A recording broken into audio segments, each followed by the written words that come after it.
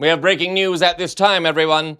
Subsequent to Donald Trump's lawsuit against 60 Minutes and the CBS network, and subsequent to his meltdown on the show over the weekend, new evidence has emerged that reveals not only is the current CBS News editor a MAGA-loving Zionist, it also appears she is helping Trump on a PR offensive. If you care about the future of journalism in this country, or if you need more evidence that a possibly syphilitic president is losing what few marbles he has left, stay tuned. The stunning expose coming up next here on The David Reddish Show.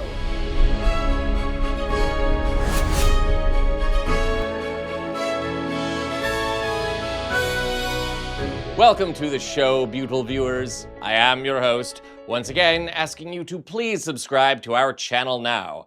Look, I hate asking, and if you're anything like me, you hate watching YouTube videos where people beg for subscribers. But I do have groceries to buy, and I do have benchmarks to hit. So please subscribe now to stay up to date on the news and avoid the interference of MAGA-bribed twits. Which brings us to our breaking story. Recall that during his 2024 campaign, President Strokey Von Gropey sued CBS and 60 Minutes for edits it made to an interview with Kamala Harris. Here's a recap. The Paramount, that's the company that owns CBS and also the show 60 Minutes, has agreed to pay $16 million to settle a lawsuit brought by President Trump. He alleged in an interview last year that his former rival Kamala Harris, did this interview on CBS's 60 Minutes, and that it was deceptively edited in a way that helped her and hurt him. Walk us through this agreement. Well, the bottom line is independent legal experts say that the White House, the president, really did not have a case here. And many people have reinforced that argument, but we certainly know the situation with Paramount right now. They were in need of federal approval for a merger that the owner of Paramount is looking toward right now. So it appeared clear that she was open to an agreement of this kind. Ultimately, the bottom line is it was agreed to. We have now learned overnight $16 million, as you said, that will go toward President Trump's future presidential library. Yes, CBS ended up settling that lawsuit, though Trump did have little basis to sue. Apparently, CBS feared pressure from the FCC. It's not like a massive multi-billion-dollar company has resources to fight that kind of interference, but never mind. And it gets even more disgusting, so stick around. Following the attempted shooting at the White House Correspondents' Dinner over the weekend, Trump also made a stop-off at 60 Minutes. And it went off the rails, as it always does with the man. He writes this, quote, "Administration officials, they are targets." And he also wrote this, "I am no longer willing to permit a pedophile, rapist, and traitor to coat my hands with his crimes." What's your reaction to that? Well, I was waiting for you to read that because I knew you would, because you're horrible people. Horrible people. Yeah, he did write that. I'm not a rapist. I didn't rape anybody. Do you think he was referring to you? Excuse me. I'm not a pedophile. You read that crap from some sick person. You should be ashamed of yourself reading that, because I'm not any of those things. So Trump ranted and raved. No big surprise there. But what if what we saw in that interview was only part of the story?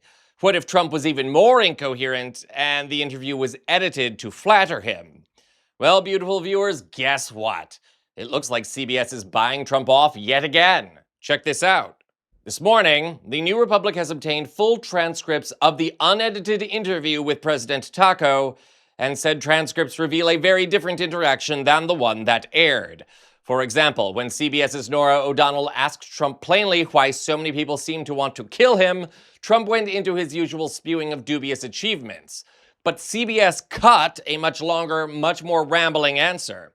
According to transcripts, Trump actually said, quote, "They emptied our prisons into our country. They have mental institutions, insane asylums into our country. And I don't know if that's controversial to say. We have to move these people out, but we have, but it is from the standpoint you're doing something, and you're doing something that's good," close quote.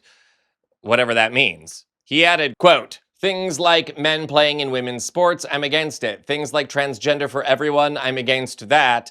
There's so many things that I'm against. I don't think they're controversial. I think the other side is controversial, but I do a lot of things and I get things done," close quote. So what does this have to do with his assassination attempt? Did he forget the question? And if that wasn't bad enough, CBS cut yet another passage, this time about Trump ridiculing Americans who protest against his administration. Quote, "You know, I'm not a king. I see these no kings, which are funded just like the Southern Poverty Law Center was funded.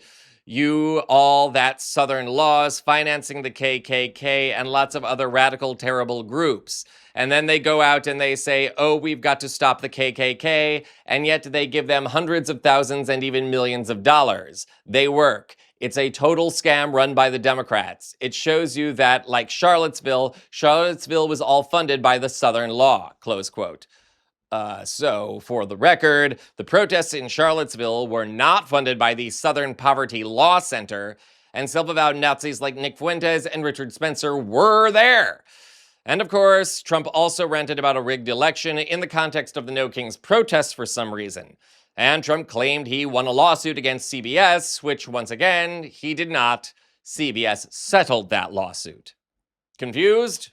It's a lot to digest, and it's damn near impossible to understand what Trump was even trying to accomplish with his rambling, though, given what was exposed in the New Republic report, it appears to be a weird mashup of all of Trump's favorite complaints and talking points, and it does expose what CBS was trying to do. Edit the man so he sounds coherent when, in actuality, he can't even make a lucid statement anymore. It's not that the emperor has no clothes in this cultural moment.